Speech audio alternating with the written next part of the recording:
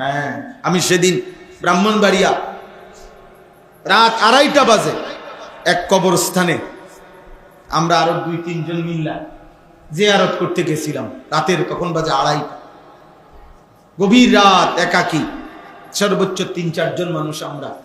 বড় কবরস্থান, আমাদের একজন নিকটতম মানুষের কবর সেখানে ছিল। তো আমি ওনার জানাজায় যাইতে পারি নাই, দূরে কোথাও মাহফিলে ছিলাম, যার কারণে পরে অনেকক্ষণ দাঁড়াইছিলাম, আধা ঘন্টা।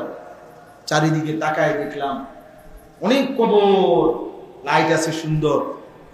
তা আমার সাথের ওপরে বললাম যে এই পৃথিবীতে মাটির উপরে কত উল্লাস, কত আয়োজন, কত চিৎকার, কত কিছু হইতেছে, এই মানুষগুলো এখানে পড়ে আছে চুপ, এরা নড়েও না, এরা কথাও বলে, কোনো হাসি, কোনো কান্নাই এদের উপরে কোনো প্রভাব ফেলে না।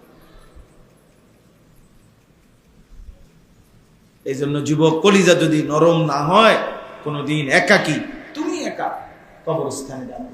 ওই দেখেন, ওই ওরা ওইখানে, ওই দেখেন হাসাহাসি করতেছে। মাশাআল্লাহ, আল্লাহ বরকত দান করেন তোমাদের, আল্লাহ তোমাদেরকে বরকত দান